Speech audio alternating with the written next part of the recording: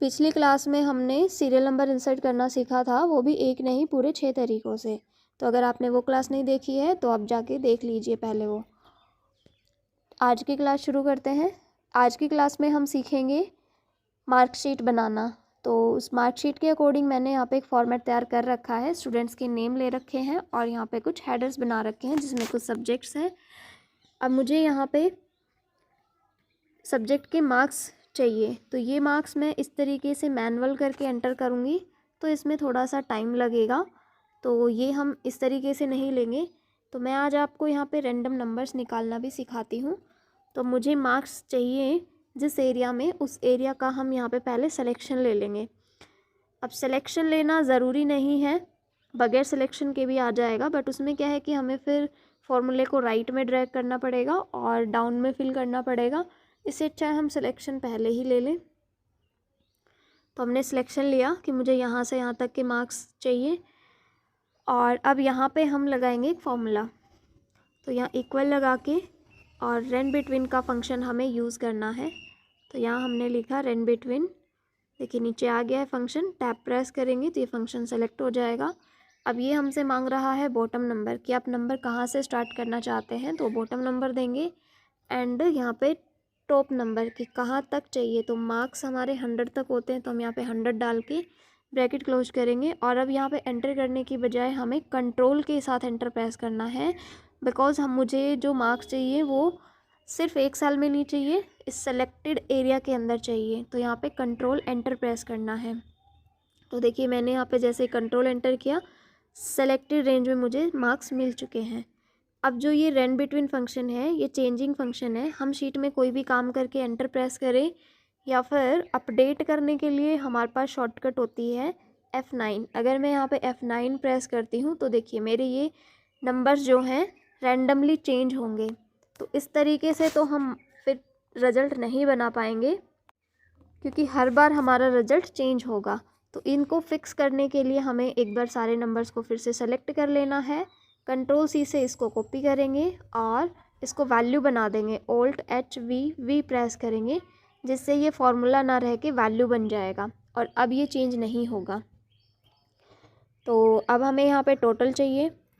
तो टोटल में सारे सब्जेक्ट के जो मार्क्स हैं उन सबको हमें प्लस करना है। तो यहाँ लेंगे इक्वल और सम। टोटल करने के लिए सम फंक्शन है, कहाँ से कहाँ तक का टोटल होगा वो मार्क्स हम सेलेक्ट कर लेंगे। ब्रैकेट क्लोज करके एंटर प्रेस करेंगे तो ये हमारा टोटल आ जाएगा। और अब ऐसे ही मुझे सभी के टोटल चाहिए, तो हम एक बार रेंज को सेलेक्ट कर लेते हैं कहाँ तक टोटल चाहिए हमें, और यहाँ पे करेंगे control D। Control D shortcut होता है डाउन फिल के लिए। ऊपर सेल में जो भी होता है वो एज इट इज़ नीचे फिल कर देता है, जितनी रेंज हम सेलेक्ट करके बताते हैं। अब परसेंटेज निकालने के लिए भी हमें फॉर्मूला लगाना पड़ेगा।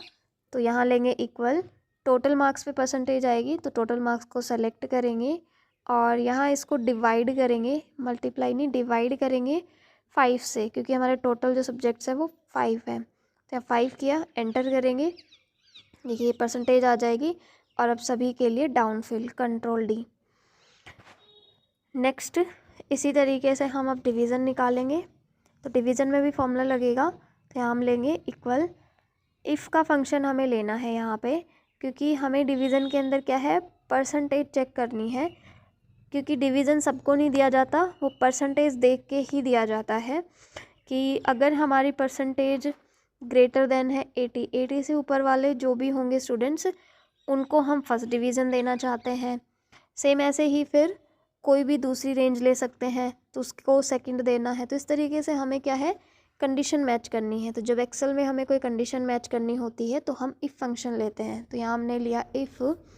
लॉजिक टेस्ट मांग रहा है, तो लॉजिक टेस्ट में आपकी जो कंडीशन होती है उसको आप सेलेक्ट करें। तो मुझे अपनी कंडीशन चेक करनी है परसेंटेज के ऊपर, इसलिए मैं यहाँ पे परसेंटेज को सेलेक्ट कर रही हूँ। मैंने बोला अगर मेरी परसेंटेज ग्रेटर देन है, ये साइन आप अपनी मर्ज़ी से यूज़ कर सकते हैं, मैंने ग्रेटर देन लिया है।